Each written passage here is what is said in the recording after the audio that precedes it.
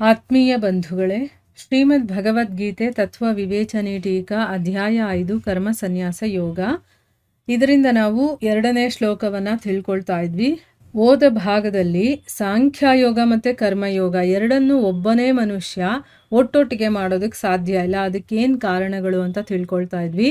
ಯಾಕೆಂದರೆ ಕರ್ಮಯೋಗಿ ಯೋಚನೆ ಮಾಡೋದು ಅವನ ಭಾವನೆನೇ ಬೇರೆ ಇರುತ್ತೆ, ಅವನು ಯೋಚನೆ ಮಾಡೋ ರೀತಿನೇ ಬೇರೆ ಇರುತ್ತೆ. ಆದರೆ ಸಾಂಖ್ಯಯೋಗಿಯ ಭಾವನೆ ಮತ್ತು ಅವನು ಯೋಚನೆ ಮಾಡೋ ರೀತಿ ಬೇರೆ ಆಗಿರುತ್ತೆ. ಸೊ ಉತ್ತರ ದಕ್ಷಿಣ ಅಂತ ಹೇಳ್ತೀವಲ್ವ, ಆ ರೀತಿ ಇರುತ್ತೆ ಅಂತ ತಿಳ್ಕೊಂಡು, ಮತ್ತು ಕರ್ಮಯೋಗಿಯ ಬಗ್ಗೆ ಕೆಲವೊಂದು ವಿಚಾರಗಳನ್ನು ತಿಳ್ಕೊಂಡ್ವಿ. ಅವನು ತನ್ನನ್ನು, ಭಗವಂತನನ್ನು, ಕರ್ಮವನ್ನು, ಕರ್ಮಫಲವನ್ನು ಎಲ್ಲ ಬೇರೆ ಬೇರೆ ಆಗಿ ನೋಡಿ, ತಾನು ಏನೇ ಕೆಲಸಗಳನ್ನು ಮಾಡ್ತಾ ಇದ್ರು ಕೂಡ ಅದನ್ನೆಲ್ಲ ಭಗವಂತನಿಗೆ ಸಮರ್ಪಣೆ ಮಾಡ್ತಾ ಆ ಒಂದು ಮನಸ್ಥಿತಿಯನ್ನು ಇಟ್ಕೊಂಡು ಅವನು ಕೆಲಸ ಮಾಡ್ತಾ ಇರ್ತಾನೆ. ಅದೇ ಸಾಂಖ್ಯಯೋಗಿ ಏನು ಮಾಡ್ತಾನೆ, ಈ ಎಲ್ಲ ಗುಣಗಳು ಕೂಡ ಮಾಯೆಯಿಂದ ಗುಣಗಳೇ ಗುಣಗಳಾಗಿ ವರ್ತನೆ ಮಾಡ್ತಾ ಇದ್ದಾವೆ ಅಂತ ತಿಳ್ಕೊಂಡು, ಅಂದರೆ ಏನು, ಇಂದ್ರಿಯಗಳೇ ಇಂದ್ರಿಯಗಳ ಅರ್ಥದಲ್ಲಿ ಕೆಲಸ ಮಾಡ್ತಾ ಇದೆ ಅಂತ ತಿಳ್ಕೊಂಡು, ಮನಸ್ಸು, ಇಂದ್ರಿಯ, ಶರೀರದ ಮೂಲಕ ಏನೇ ಕೆಲಸಗಳು ನಡೆದ್ರೂ ಕೂಡ ಅಲ್ಲಿ ಅವನಿಗೆ ಕರ್ತೃತ್ವದ ಅಭಿಮಾನ ಇರೋದಿಲ್ಲ. ಯಾಕಂದರೆ ನಾನೇನು ಮಾಡ್ತಾ ಇಲ್ಲ, ನಾನು ಅನ್ನೋದೇ ಇಲ್ಲ ಅನ್ನೋದು ಅವನ ಮನಸ್ಸಲ್ಲಿರುತ್ತೆ. ಎಲ್ಲ ಭಗವಂತನೇ ಇರೋದು, ಅಂದರೆ ಎಲ್ಲವೂ ಭಗವಂತನೇ ಅನ್ನುವಂಥ ಒಂದು ಅಭಿನ್ನ ಭಾವದಲ್ಲಿ ಅವನು ಸ್ಥಿತನಾಗಿರ್ತಾನೆ ಅಂತ ತಿಳ್ಕೊಂಡ್ವಿ. ಈಗ ಮುಂದುವರೆದು ಏನು ಹೇಳ್ತಾರೆ ಅಂತ ನೋಡೋಣ. ಕರ್ಮಯೋಗಿ ತನ್ನನ್ನ ಕರ್ಮಗಳ ಕರ್ತ ಅಂತ ತಿಳ್ಕೊಳ್ತಾನೆ, ಅಂದರೆ ಇಲ್ಲಿ ನಾನೇ ಮಾಡ್ತಾ ಇರೋದು ಅನ್ನೋದನ್ನ ತಿಳ್ಕೊಳ್ತಾನೆ. ಅದೇ ಸಾಂಖ್ಯಯೋಗಿ ಕರ್ತೃತ್ವವನ್ನು ತಿಳ್ಕೊಳ್ಳೋದಿಲ್ಲ, ಇಲ್ಲಿ ನಾನು ಮಾಡ್ತಾ ಇದ್ದೀನಿ ಅನ್ನೋ ಒಂದು ಮನಸ್ಥಿತಿನೇ ಅವನಿಗಿರೋದಿಲ್ಲ ಅನ್ನೋದ್ರ ಬಗ್ಗೆ ಇಲ್ಲಿ ಹೇಳ್ತಾ ಇದ್ದಾರೆ. ಈಗ ಕರ್ಮಯೋಗಿ ತನ್ನನ್ನು ಕರ್ಮಗಳ ಕರ್ತ ಅಂತ ತಿಳ್ಕೊಳ್ತಾನಲ್ಲ, ಅದರ ಬಗ್ಗೆ 5ನೇ ಅಧ್ಯಾಯದ 11ನೇ ಶ್ಲೋಕದಲ್ಲಿ ಹೇಳಿದ್ದಾರೆ. ಅದು ಯಾವ ಶ್ಲೋಕ? ಕಾಯೇನ ಮನಸ ಬುದ್ಧ್ವ ಅಂತ ಬರುತ್ತಲ್ಲ ಅದು. ಅದರಲ್ಲಿ ಏನು ಹೇಳಿದ್ದಾರೆ? ಕರ್ಮಯೋಗಿಗಳು ಮಮತ್ವ ಬುದ್ಧಿರಹಿತರಾಗಿ ಕೇವಲ ಇಂದ್ರಿಯಗಳು, ಮನಸ್ಸು, ಬುದ್ಧಿ ಮತ್ತು ಶರೀರದ ಮೂಲಕ ಆಗುವಂಥ ಎಲ್ಲ ಕ್ರಿಯೆಗಳಲ್ಲಿ ಆಸಕ್ತಿಯನ್ನು ತ್ಯಾಗ ಮಾಡಿ ಅಂತಃಕರಣದ ಶುದ್ಧಿಗೋಸ್ಕರ ಅವರು ಕರ್ಮವನ್ನು ಮಾಡ್ತಾರೆ. ಅವರು ತಮ್ಮ ಅಂತಃಕರಣ ಶುದ್ಧಿ ಆಗಬೇಕು ಅಂತಂದ್ಬಿಟ್ಟು ಕೆಲಸಗಳನ್ನು ಮಾಡ್ತಾ ಇರ್ತಾರೆ. ಅಂದರೆ ಅವರು ಕೆಲಸ ಮಾಡ್ತಾರೆ, ಅವರಲ್ಲಿ ಕರ್ತೃತ್ವ ಭಾವನೆ ಇದೆ.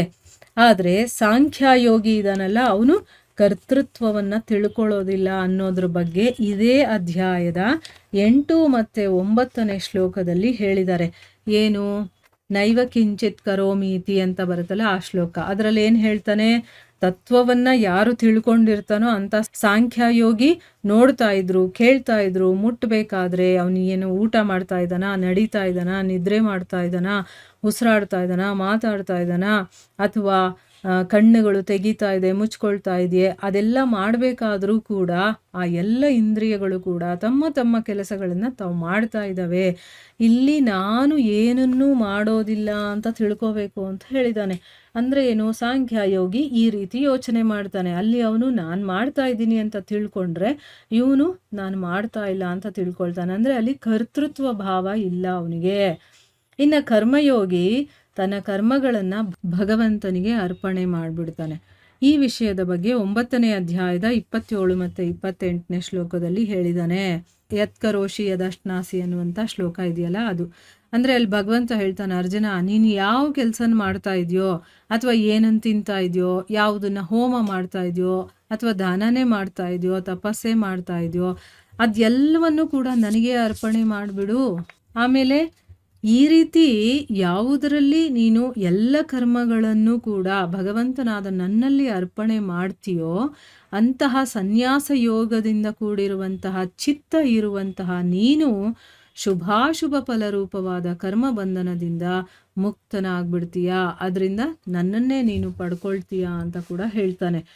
ಅಂದರೆ ಕರ್ಮಯೋಗಿನೇ ಮಾಡುವಂಥ ಸಾಧನೆ ವಿಧಾನನೇ ಬೇರೆ, ಸಾಂಖ್ಯಯೋಗಿ ಮಾಡುವಂಥ ಸಾಧನೆ ವಿಧಾನನೇ ಬೇರೆ. ಈಗ ಸಾಂಖ್ಯಯೋಗಿ ಮನಸ್ಸು ಮತ್ತು ಇಂದ್ರಿಯಗಳಿಂದ ಆಗುವ ಅಹಂಕಾರ ರಹಿತ ಕ್ರಿಯೆಗಳನ್ನು ಕರ್ಮ ಅಂತಲೇ ತಿಳ್ಕೊಳ್ಳೋದಿಲ್ಲ, ಅವನ ಕೆಲಸಗಳು ಅಂತಲೇ ತಿಳ್ಕೊಳ್ಳೋದಿಲ್ಲ. ಯಾಕಂದರೆ ಆ ಮನಸ್ಸು ಇಂದ್ರಿಯಗಳಿಂದ ಅಹಂಕಾರನೇ ಇರೋದಿಲ್ಲ, ಅಲ್ಲಿ ನಾನು ನಂದು ಅನ್ನೋದೇ ಇರೋದಿಲ್ಲ. ಅಂದಮೇಲೆ ಅಲ್ಲಿ ಏನೇ ಕ್ರಿಯೆಗಳು ನಡೀತಾ ಇದ್ರು ಅದನ್ನು ಕ್ರಿಯೆ ಅಂತ ತಿಳ್ಕೊಳ್ಳೋದಿಲ್ಲ, ಅದು ತಂತಾನಾಗಿ ನಡೀತಾ ಇದೆ ಅಂತ ತಿಳ್ಕೊಳ್ತಾನೆ. ಈ ವಿಷಯದಲ್ಲಿ 18ನೇ ಅಧ್ಯಾಯದ 17ನೇ ಶ್ಲೋಕದಲ್ಲಿ ಹೇಳಿದ್ದಾರೆ. ಏನು? ಯಸ್ಯ ನಾಹಂ ಕೃತೋ ಭಾವೋ, ಅಂದರೆ ಅರ್ಥ ಏನು? ಯಾವ ಪುರುಷನ ಅಂತಃಕರಣದಲ್ಲಿ ನಾನು ಕರ್ತ ಆಗಿದ್ದೇನೆ ಅನ್ನುವಂಥ ಭಾವನೆ ಇರೋದಿಲ್ವೋ, ಅಂದರೆ ನಾನಿಲ್ಲಿ ಮಾಡ್ತಾ ಇದ್ದೀನಿ ಅನ್ನುವಂಥ ಭಾವನೆ ಇರೋದಿಲ್ವೋ, ಮತ್ತು ಯಾರ ಬುದ್ಧಿ ಈ ಸಾಂಸಾರಿಕ ಪದಾರ್ಥಗಳಲ್ಲಿ ಮತ್ತು ಕರ್ಮಗಳಲ್ಲಿ ಅಂಟ್ಕೊಳ್ಳೋದಿಲ್ವೋ ಆ ಮನುಷ್ಯರು ಈ ಎಲ್ಲ ಜನರನ್ನು ಕೊಂದರೂ ಕೂಡ ವಾಸ್ತವವಾಗಿ ಕೊಲ್ಲೋದಿಲ್ಲ, ಮತ್ತು ಪಾಪದಿಂದ ಬಂಧಿತರು ಕೂಡ ಆಗೋದಿಲ್ಲ.